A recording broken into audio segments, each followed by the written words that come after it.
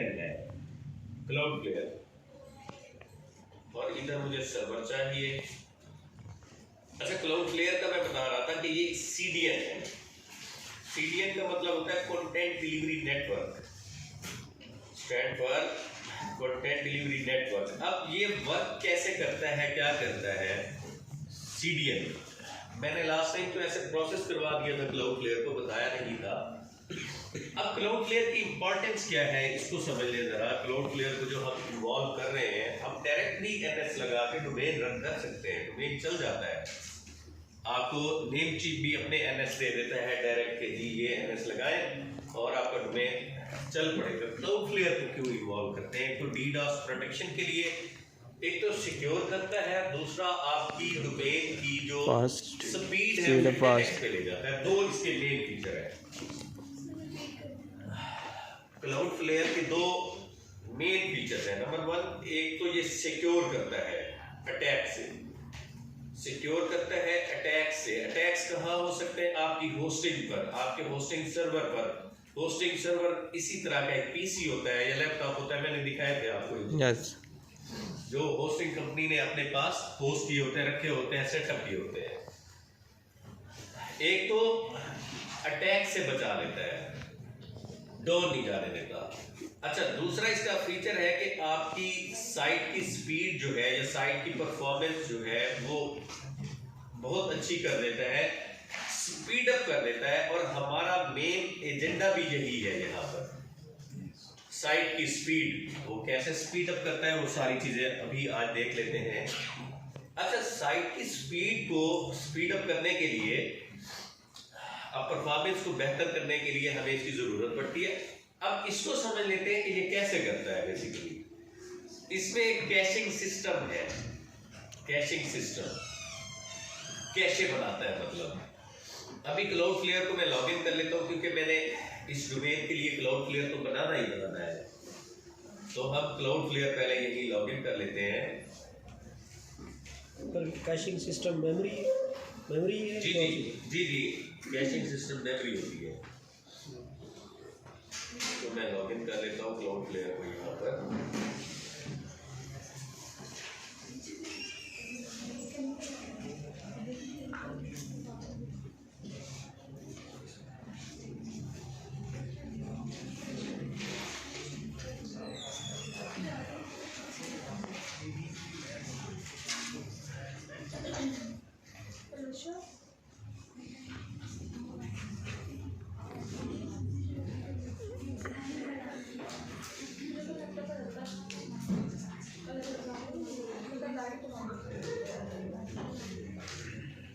अच्छा, ये मैंने लॉगिन कर लिया इसको, क्लाउड फ्लेयर को।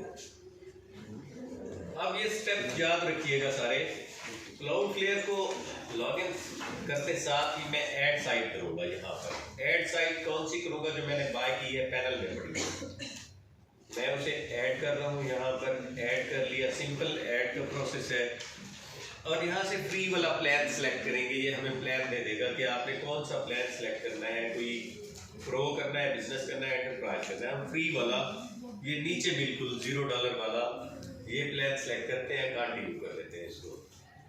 तो फिर क्या फर्क रह जाता है फ्री में और उसमें? फिर आप उसके बावजूद फ्री वाला जो प्लान है इसमें भी उसकी सारी कैशिंग वगैरह है, लेकिन उस पर उनकी कोई बैकएंड सपोर्ट है इसके साथ। अच्छा, वो उन्होंने मेंशन की हुई है, बैकएंड सपोर्ट देते हैं वो, लेकिन वो बड़े इंटरप्राइज। जी, दोबारा बता देता हूँ मैं इसको, फिर रिमूव कर देता हूँ इसको, डोमेन को। क्लाउड फ्लेयर को दोबारा बता देता हूँ आपको। सिंपली आके हमने ऐड डोमेन करना है, ऐड साइट। यहाँ से ये इस एरिया से आके हमने ऐड करनी है वेबसाइट। ये ऐड साइट का बटन अपीयर हो रहा होगा। Sign up to Cloudflare.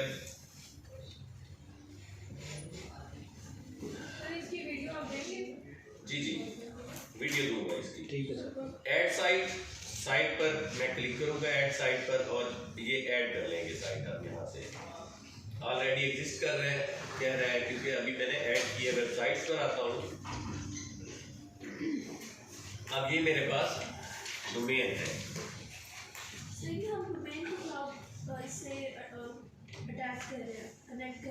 Ji, domain, और अभी डोमेन रजिस्ट्रार की कनेक्टिविटी कर रहे हैं, फिर इसको होस्टिंग के साथ कनेक्ट करवाएंगे वाया क्लाउडफ्लेयर।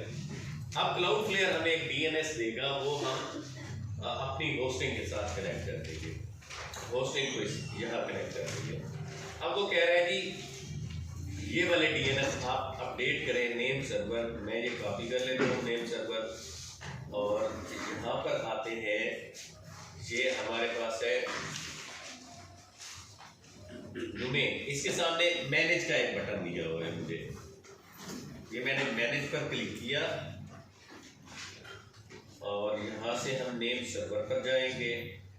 ये नेम सर्वर के सामने एक बटन है नेम चीफ बेसिक डीएनएस का, हम कस्टम डीएनएस पर क्लिक करेंगे ड्रॉप डाउन लिस्ट से, कस्टम डीएनएस पे आए। अब नेम सर्वर 1 मैं यहाँ ये अपडेट करता हूँ और नेम सर्वर 2 में यहीं से मैं कॉपी करता हूँ नेम सर्वर 2 और ये मैं यहाँ पर अपडेट कर देता हूँ। मैं सेव करूँगा, ये हमारे अपडेट हो जाएंगे जी। अब मैं इनटू डीएनएस एक वेबसाइट है, लास्ट टाइम भी बताया था, मैं वो ओपन कर लेता हूँ ताकि मैं वेरीफाई कर लूँ कि मेरे डीएनएस लग चुके हैं, ये वाले अपडेट भी हो चुके हैं। सॉरी, डोमेन नेम है हमारे पास,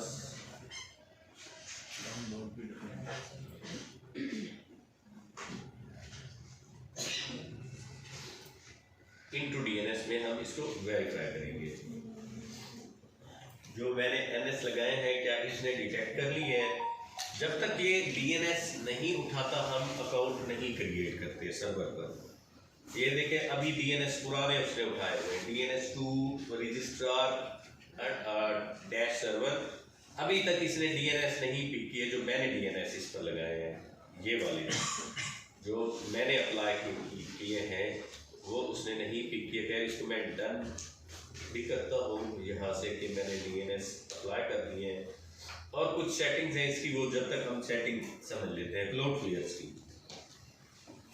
अब सबसे पहले तो क्लाउडफ्लेयर सेटअप करना है ना। क्लाउडफ्लेयर सेटअप करने के लिए ये इसका विजेट है, लेफ्ट विजेट, इसको देख लें। इसमें 2-3 चीजें हैं। सबसे पहले है SSL सेटअप, कि हमने अपनी डोमेन को सिक्योर करना है, SSL सेटअप। अच्छा, इसको हम देख लेते हैं कि इसमें 2 ऑप्शंस हैं जो हमने जिनको ऑन करना है, जिनको यूज करते हुए हमने अप्लाई करना है। ये SSL सेटअप है, ये देख लें। SSL पर आया, फ्लेक्सिबल से आप इसको फुल रखें, क्योंकि कोई दूसरी राय ही नहीं है कि हम HTTP के साथ चलाएंगे डोमेन को। सर्च इंजन भी कंफ्यूज होता है, वेबमास्टर टूल भी कंफ्यूज होता है, वेबमास्टर भी आपको नहीं तो 2 बनाने पड़ते हैं। अगर आप इसको फ्लेक्सिबल रखते हैं ना, यहाँ से ये बाय डिफॉल्ट फ्लेक्सिबल आएगा। अगर आप फ्लेक्सिबल रखते हैं और फुल नहीं रखते तो आपको वेबमास्टर टूल 2 बनाने पड़ेंगे। HTTP के साथ एक सेपरेट अप्रूव करवाना पड़ेगा, HTTPS के साथ एक और अप्रूव करवाना पड़ेगा, जो कि ठीक अप्रोच बिल्कुल भी नहीं है। आपकी डोमेन हर जगह HTTPS के साथ ही ओपन होनी चाहिए। ये वो लोग करते रहे हैं ये काम कि HTTP के साथ सेपरेट और HTTPS के साथ सेपरेट को बना लेते थे। जिन लोगों का मतलब ऑलरेडी डोमेन चल रहा था, जब HTTPS आया था उन्होंने इस तरह किया था, उन्होंने 2 वेबमास्टर टूल बना दिए थे और फ्लेक्सिबल रखा था कि HTTP के साथ जिनके सिस्टम के अंदर कैशिंग है बनी हुई हमारी डोमेन की, वो HTTP के साथ लोड हो जाए, और जिनके लैपटॉप के अंदर या जिनके PC के अंदर मतलब फॉर द फर्स्ट टाइम वो ओपन कर रहे हैं तो वो HTTPS के साथ ही लोड हो। उन्होंने ये कंडीशन लगा के मतलब 2 वेबमास्टर टूल बनाए थे। तो हम इसको फ्लेक्सिबल नहीं रखेंगे, हम फुली रखेंगे, क्योंकि अब तो हर ब्लॉग ही HTTPS के साथ है। कोई आपका पुराना ब्लॉग नहीं है, आप तो न्यू ब्लॉग बनाने जा रहे हैं, तो हम इसको फुल रखेंगे। यहाँ पर फुल करते साथ ही नीचे एक एज सर्टिफिकेट का बटन है, ये ड्रॉप डाउन में SSL के अंदर, इसमें एज सर्टिफिकेट में जाएंगे और यहाँ से इसको ऑन कर देंगे। ये जो बटन है, always use HTTPS। In case कोई HTTP के साथ एक्सेस करने की कोशिश करते हैं डोमेन को, तो वो भी रीडायरेक्ट होकर कन्वर्ट हो जाए HTTPS के अंदर। तो ये इसको मैं ऑन करता हूँ, इसको पढ़ने redirect all request with the HTTP to HTTPS। अगर कोई रिक्वेस्ट करता है एक्सेस करने की वाया HTTP, वो राउट हो जाए HTTPS को, तो हम इसको HTTPS में ही कन्वर्ट कर देते हैं। ये SSL के बस ये दो ऑप्शन है। SSL के अंदर एक हमने फुल कर देना है इसे, ठीक है, फ्लेक्सिबल से हटा के, और दूसरा एज सर्टिफिकेट में जाके ऑलवेज यूज HTTPS के टैब में हमने इसे ऑन कर देना है। ऑलवेज यूज HTTPS, इसे हम ऑन कर देंगे इस बटन को।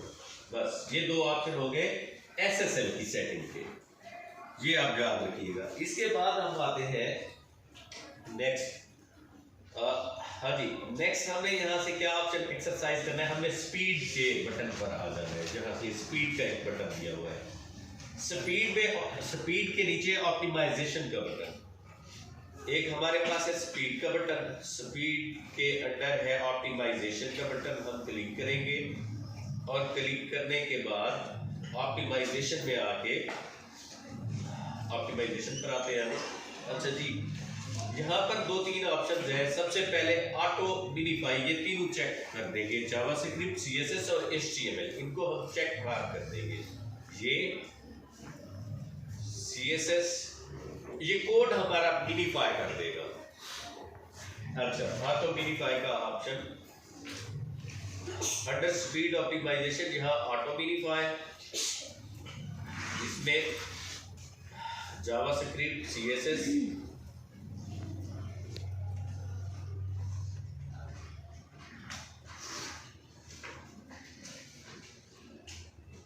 और HTML।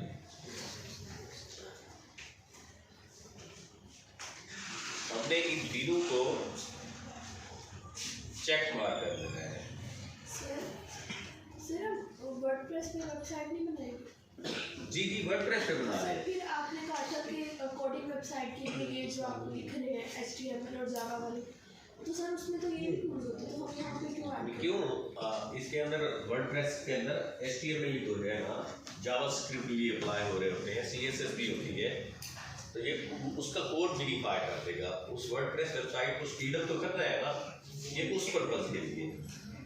ये स्पीड अप कैसे करेगा? मैंने आपको क्लाउडफ्लेयर का एक फीचर बताया कि ये आपके साइट की परफॉर्मेंस को स्पीड अप कर देता है। अब ये कोड मिनीफाई कर देगा, एक बड़ा कोड लिखा हुआ है उसे मिनीफाई करके छोटा बना के आपकी साइट की परफॉर्मेंस जो है वो स्पीड अप कर देगा। वेबसाइट जावास्क्रिप्ट है वो रेंडर होता है, मतलब लोड होते होते रेंडरिंग करते करते ज्यादा टाइम ले जाता है, ये उसे मिनीफाई कर देगा।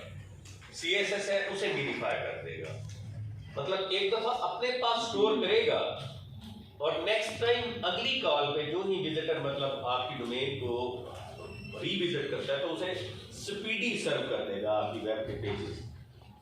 तो ये मतलब केटर्ड है सारे ऑप्शन इसी के अंदर, ये आपने कुछ नहीं करना, जस्ट इनको इनेबल कर देना है इन ऑप्शन को। मैं वो दोबारा बताता हूँ। अच्छा, ये तीन ऑप्शन हो गए हमारे पास, इनको चेक कर दिया हमने स्पीड के अंदर। स्पीड के अंदर चेक कर देने के बाद अब ये ब्रूटली है, ये अगर ऑफ हो तो इसको जरूर ऑन करना है, ठीक है। Speed of pages load time for your visitor HTTPS traffic by applying brutally compression, ये बेसिकली कंप्रेस कर देता है ये भी, और HTTPS का जो विजिटर है उसे स्पीडी आपके वेब के पेजेस सर्व करवाता है। इसका भी यही ऑप्शन है। एक और यहाँ ऑप्शन है नीचे रॉकेट लोडर का, ये इसको भी हमने ऑन कर देना है, ब्रूटली रॉकेट लोडर। अब स्पीड के अंदर तीन चीजें आई स्पीड के अंदर, ठीक है। स्पीड का जो बटन था उसके अंदर सबसे पहले ऑटो मिनीफाई, दूसरा ब्रूटली, इसको ऑन करना है हमने, और तीसरा रॉकेट लोडर। ये तीन ऑप्शन हमने एक्सरसाइज करने हैं, इन पर काम करना है अंदर स्पीड बटन। बस क्लाउडफ्लेयर का यही काम है हमारा।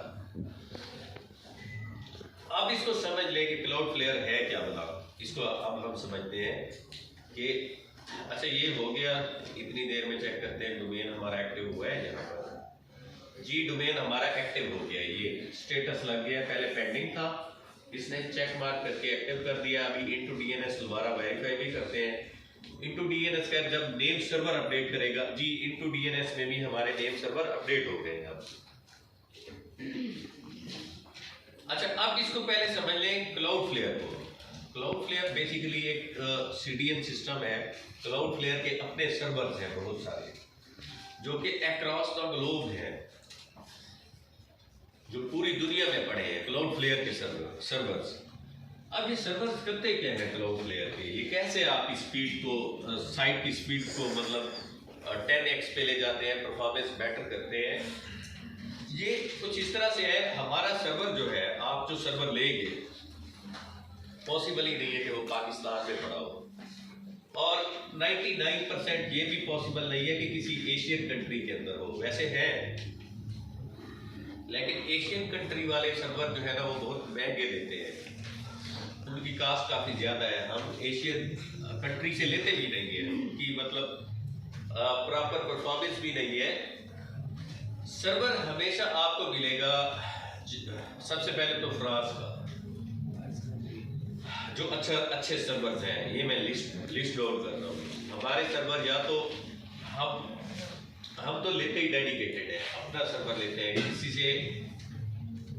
किसी नेम चीफ या इस तरह की होस्टिंग प्रोवाइडर से हम ऐसे समझ ले शेयर्ड होस्टिंग भी नहीं बाय करते, क्योंकि बड़ी वेबसाइट है, बड़ा डाटा है, ज़्यादा विजिटर है, ज़्यादा लोड होता है डोमेन पर, वेबसाइट्स पर, क्योंकि हम रैंक करके खड़े हैं ना। तो रैंक डोमेन्स के लिए ये क्राइटेरिया बता रहा हूँ। सबसे पहले है फ्रांस के सर्वर्स बहुत अच्छे हैं। अच्छा, उसके बाद फ्रांस के बाद आ जाता है जर्मनी के सर्वर बहुत अच्छे हैं। नेदरलैंड के सर्वर अच्छे हैं, यूनाइटेड स्टेट्स के सर्वर अच्छे हैं। लेकिन आपको इकोनॉमिकल फ्रांस और जर्मनी के सर्वर पड़ेंगे अगर कभी आपको बड़ा सर्वर लेना पड़ा तो। ठीक है, बड़ा सर्वर लेना पड़ता है तो। अच्छा, बड़े सर्वर्स की अगर बात करूं, यहाँ बड़े सर्वर्स का बता के जा रहा हूँ, ये अपने माइंड में रखिएगा, कभी फ्यूचर में आपको जरूरत पड़े तो। एक इंटर सर्वर जो है, उनके सर्वर्स बहुत अच्छे हैं, सपोर्ट अच्छी है जी। ये कंपनी नेम है, जहां से लेना है, ये कहाँ की? लोकेशन सिलेक्ट अंदर जाके करेंगे। ये नेट पे सर्च करते हैं, अभी दिखाता हूँ इंटर सर्वर। एक है वन प्रोवाइडर सर्वर, इनके पास बहुत अच्छे पड़े हैं, बहुत सारे हैं, लेकिन इनकी सपोर्ट जो है बिल्कुल फजूल है, बहुत तंग करते हैं। अगर आप टेक्निकल एनफ है सर्वर मैनेजमेंट के हवाले से, तब तो आप वन प्रोवाइडर पर चले जाए। मेरे सारे सर्वर वन प्रोवाइडर के साथ है वैसे, और मैं पास्ट में बड़ा तंग भी हुआ हूँ। खैर, अब मैं सर्वर मैनेजमेंट मुझे आती है, खुद ही मैं एक नॉन मैनेज सर्वर खुद ही इंस्टॉल करता हूँ। उसमें जो प्लगइन चाहिए होते हैं वो खुद में कर लेता हूँ, और कोई भी मतलब अगर DNS ETC कोई भी ट्रबल करता है सर्वर, उसे मैं खुद ही मतलब कर लेता हूँ।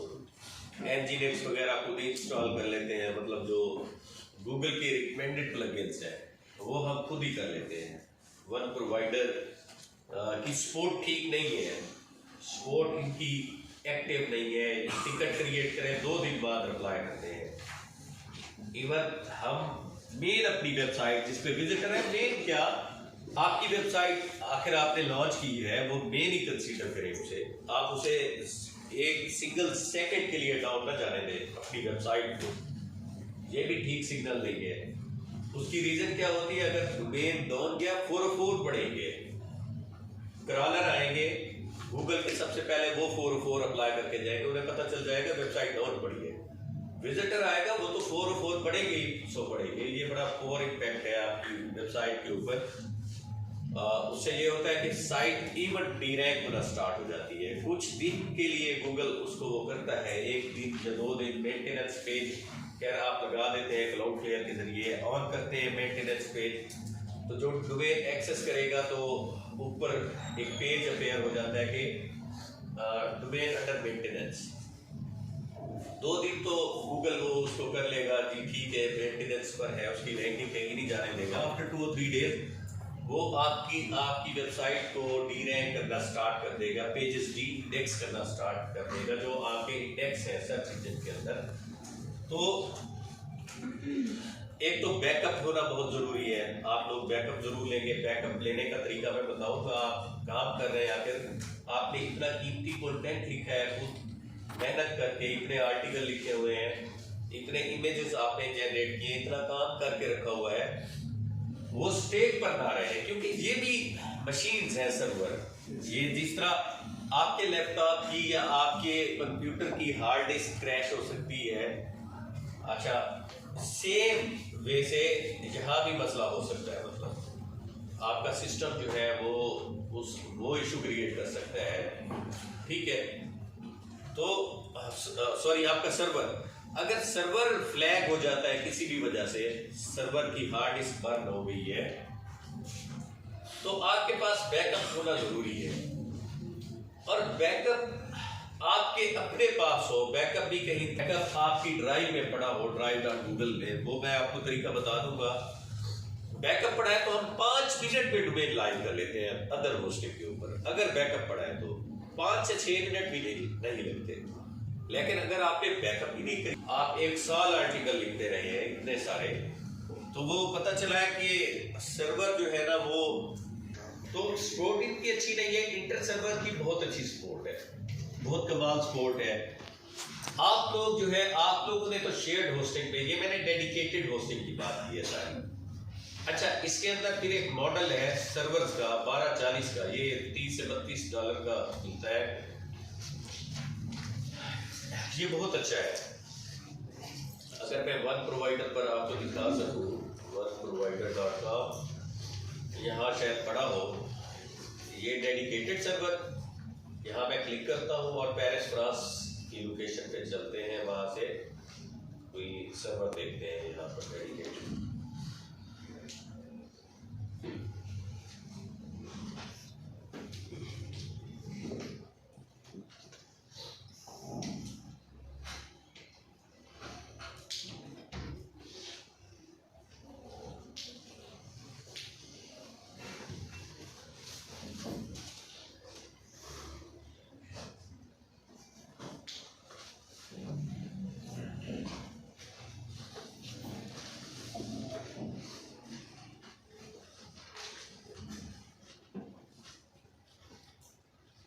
अच्छा, यहाँ डेडिकेटेड पर क्लिक कीजिएगा।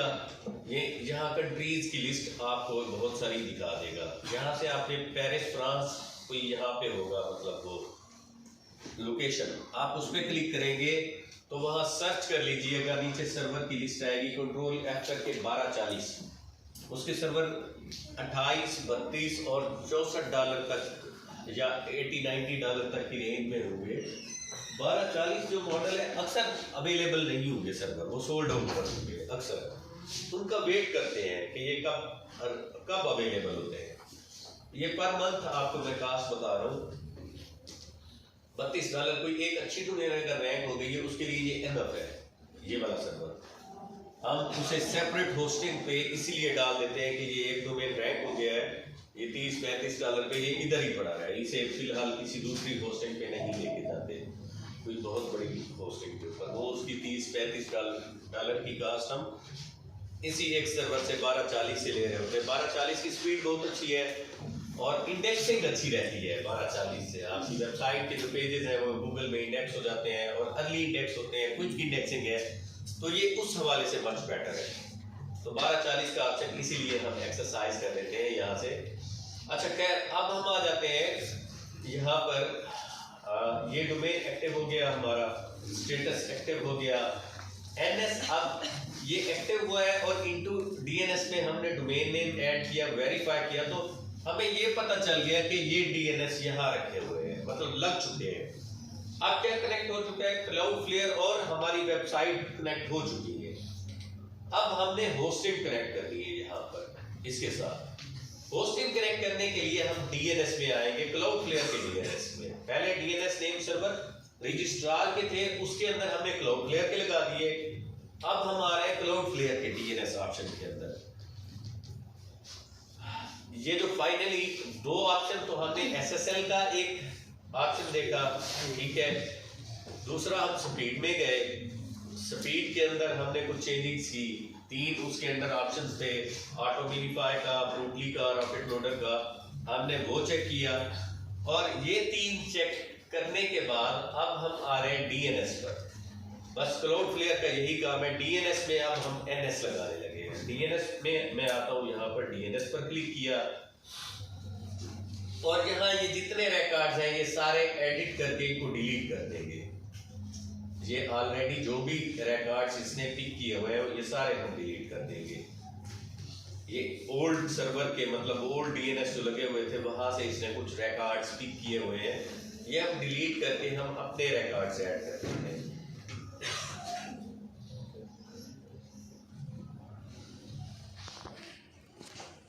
ये मैं सारे डिलीट कर देता हूँ यहाँ से। और इसके बाद हम आते हैं वापस, वो डिलीट करने के बाद जी जहाँ ऐड रिकॉर्ड पर हमने क्लिक किया, जहाँ से सी नेम सबसे पहले ऐड करेंगे। सी नेम के अंदर अब ये टाइप के अंदर मैंने सी नेम क्लिक किया, ये टाइप का मतलब टैब है। अब इसके सामने नेम रिक्वायर्ड के अंदर www और उसके बाद ये ऊपर दिखा रहा है डोमेन नेम, यहीं से डोमेन नेम कॉपी करें और नीचे टारगेट के अंदर ये पेस्ट कर दें, ठीक है। टाइप नेम और टारगेट, सी नेम के अंदर हमारे पास आ रहा है टाइप नेम टारगेट। टाइप के अंदर हमने सी नेम सिलेक्ट किया, नेम के अंदर www और टारगेट के अंदर डोमेन का नेम हमने ये यहाँ पर ऐड किया और इसको सेव कर लेते हैं। ये हमारा सी नेम रिकॉर्ड ऐड हो गया। सी नेम रिकॉर्ड, अब डीएनएस पर आ जाते हैं। डीएनएस क्लाउडफ्लेयर के अंदर, ठीक है। सबसे पहले डिलीट ऑल रिकॉर्ड, जो भी डोमेन ऐड करेंगे उसके रिकॉर्ड्स आ रहे होंगे, हमने क्या करना है डिलीट कर देने हैं जितने भी रिकॉर्ड्स हैं। आफ्टर डिलीशन हमने ऐड रिकॉर्ड करना है फिर, क्योंकि डिलीट कर दिया। ऐड रिकॉर्ड के ब्लू बटन पे क्लिक किया, उसके बाद हम टाइप से सिलेक्ट करेंगे सी नेम, ठीक है। सबसे पहले सी नेम के सामने अब नेम होगा, नेम में हमने टाइप करना है www और टारगेट होगा, टारगेट में हमने डोमेन नेम ऐड कर देना है। जो भी आपका डोमेन नेम हो आपने वो ऐड कर देना है यहाँ पर। जिस तरह मेरे पास ये है डोमेन नेम, तो मैं ये डोमेन नेम यहाँ ऐड कर देता हूँ, ठीक हो गया। अब इसके बाद ए रिकॉर्ड ऐड करना है, ठीक है। दोबारा ये मैंने अब सी नेम रिकॉर्ड ऐड किया है, अब टाइप के अंदर ए रिकॉर्ड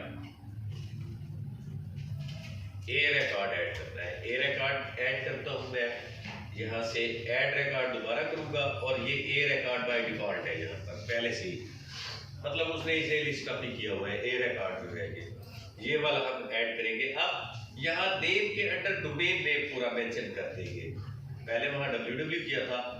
और अब यहाँ सर्वर आईपी के अंदर IPv4 के अंदर हम सर्वर का आईपी यहाँ इंटीग्रेट कर देंगे। ये वाला जो आईपी है हमारे सर्वर का, ये जहां से भी आप होस्टिंग लेंगे वो इस तरह का आईपी आपको एक जरूर प्रोवाइड करेंगे।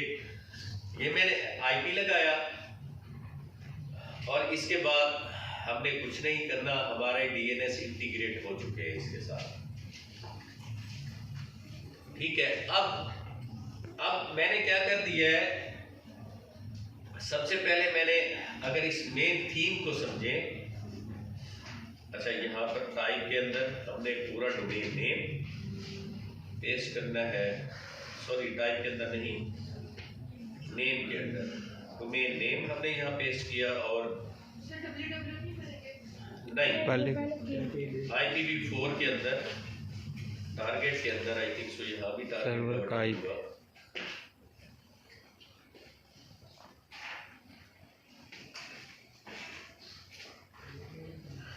IPv4 एड्रेस के अंदर आईपी एड्रेस ऐड कर दीजिए।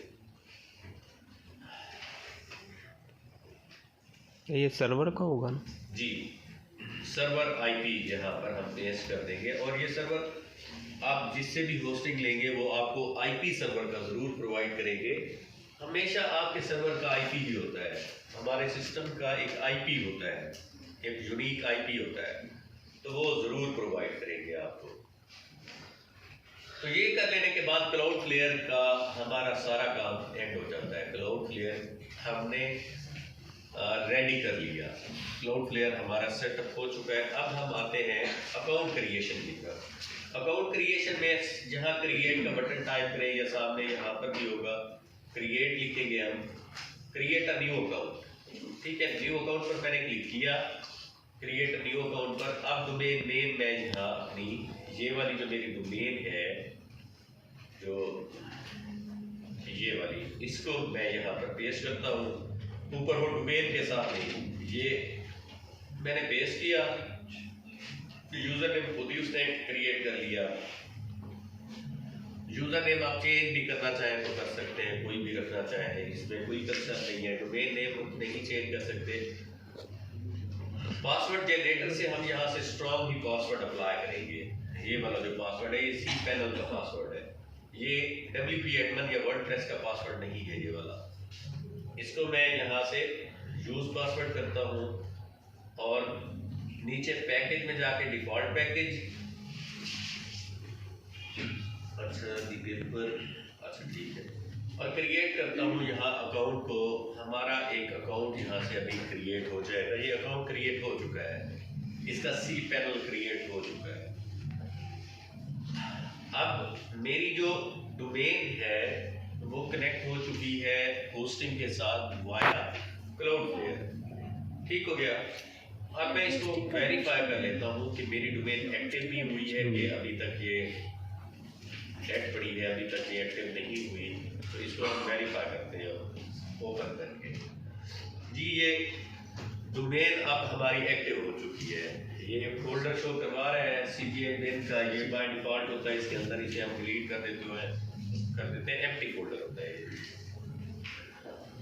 अब हम इस पे वर्डप्रेस इंस्टॉल करेंगे। यहाँ तक क्योंकि वर्डप्रेस तक मैंने आपको बताना था, वर्डप्रेस हमने ऑलरेडी इंस्टॉल नहीं किया था इस पर, वर्डप्रेस हम इस पर इंस्टॉल कर लेते हैं। ये सर अकाउंट बनाने की समझ नहीं है, ये कहाँ बनाया है? ये मैंने सर्वर के अंदर बनाया है, ये मेरे पास होस्टिंग है, डेडिकेटेड सर्वर है, ये वहाँ बनाया है मैंने। अच्छा आप जो क्या नाम है, आप होस्टिंग लेंगे, आप इवन नेम शीट से लेते हैं ना, उन्हें जस्ट डोमेन नेम दे देते हैं, ये हमारी डोमेन है, आप हमारा अकाउंट क्रिएट करते हैं, इवन उनकी सपोर्ट कर देती है, वर्डप्रेस इंस्टॉल करके आपको दे देगी, ठीक है, वो करके दे देंगे। आपके पास WP admin है, लॉगिन है, आप थीम लगाएं और उस पर काम स्टार्ट कर दें।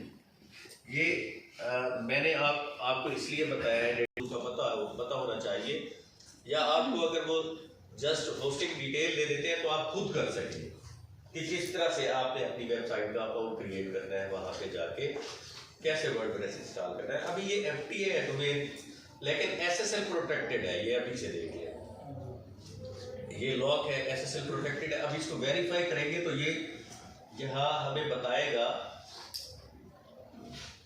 कि ये क्लाउडफ्लेयर से ही, मतलब इसकी ये नीचे सर्टिफिकेट इज वैलिड, और ये सर्टिफिकेट क्लाउडफ्लेयर से उठा रहा है।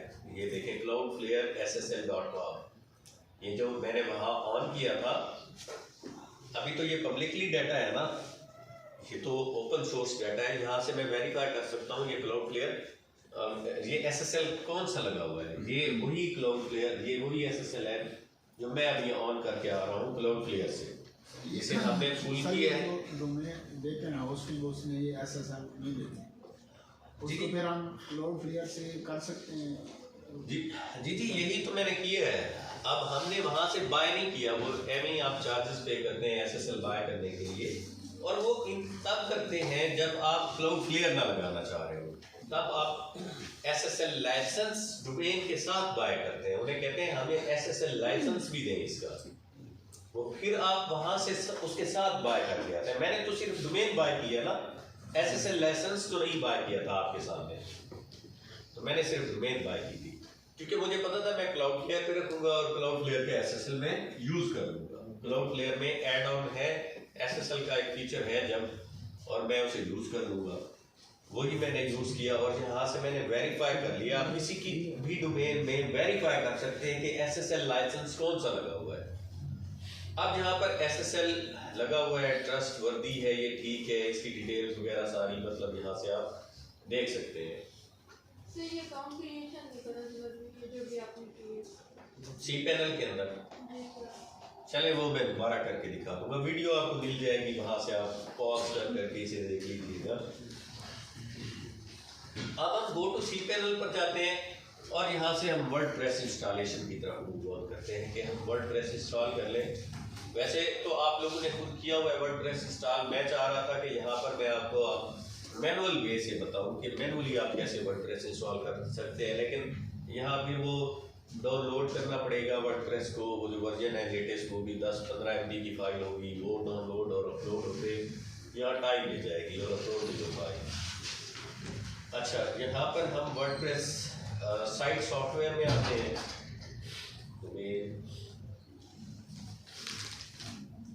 सॉफ्टवेयर के अंदर साइट सॉफ्टवेयर, और यहाँ देखते हैं वर्डप्रेस मैंने किया हुआ है इसके अंदर ऐड या सेपरेट मैंने प्लगइन किया हुआ है वर्डप्रेस का भी, देख लीजिए इसमें साइट सॉफ्टवेयर के अंदर।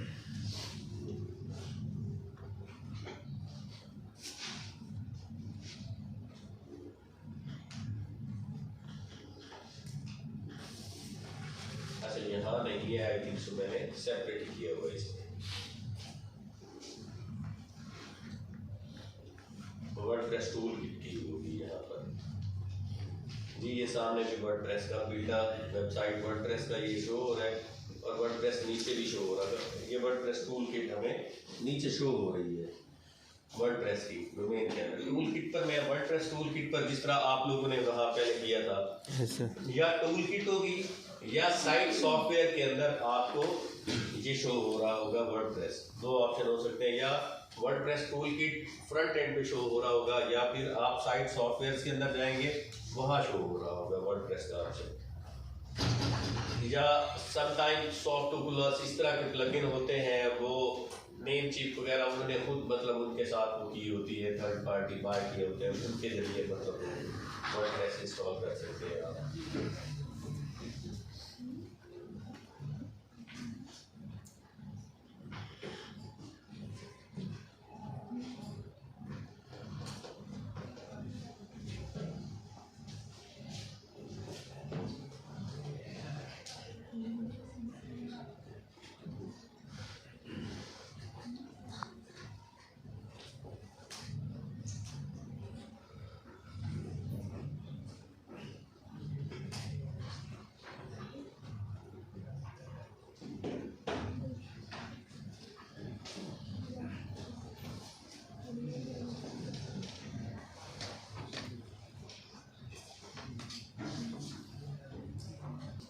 जी ये टूल किट लोड कर ली, इंस्टॉल वर्डप्रेस पे क्लिक करते हैं हम, और यहाँ हमारे पास ये सेम वही वे है जिस तरह आप लोगों ने इंस्टॉल किया था।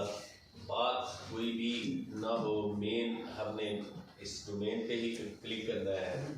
वेबसाइट टाइटल में मैं लिखता हूँ जी विडमेट, या डाउनलोड विडमेट, ठीक है। और यहाँ से वही सेटिंग है अगर आप करना चाहें ये वाली वेबसाइट लैंग्वेज की। अब वर्जन यहाँ पर लेटेस्ट है 5.9.1, ये ठीक है। और यहाँ से यूज़र नेम मैं एडमिन और पासवर्ड में कोई सा भी लगा देता हूँ।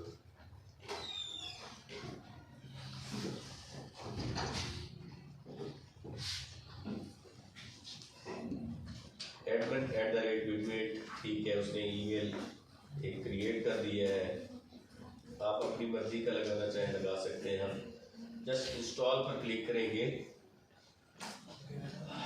ये वर्डप्रेस इंस्टॉलेशन स्टार्ट हो चुकी है। ऑप्शन होता है एक से ज़्यादा ईमेल्स क्रिएट करने का? जी ऑप्शन होता है, मतलब जैसे डेडिकेटेड सर्वर में हम कर सकते हैं जितने पर विजिट करना चाहें, और एक डोमेन के साथ हम कर सकते हैं मल्टीपल, एक वेब के साथ भी कर सकते हैं।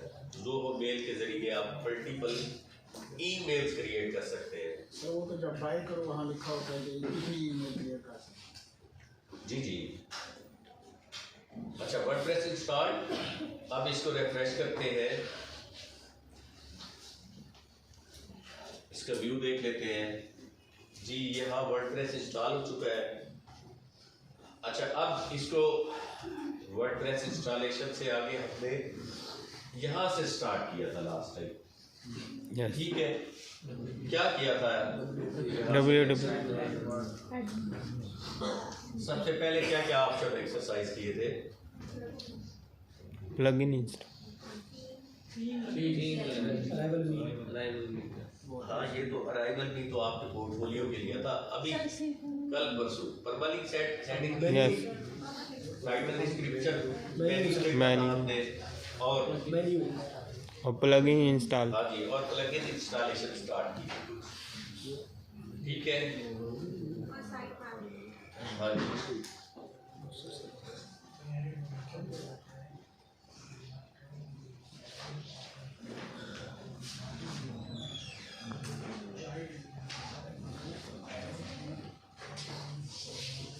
खैर अब इसकी वीडियो यहाँ से आगे जो है ना आपको वीडियो मैं क्रिएट करके दे दूंगा। आज भी फहद भाई कह रहे हैं 12:30 से ऑनवर्ड की कोई सेट नहीं है।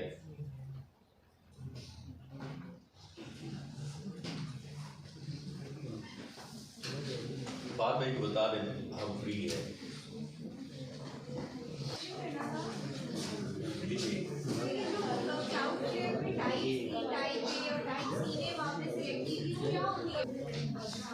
डोमेन को होस्टिंग के साथ कनेक्ट करवा रहे हैं।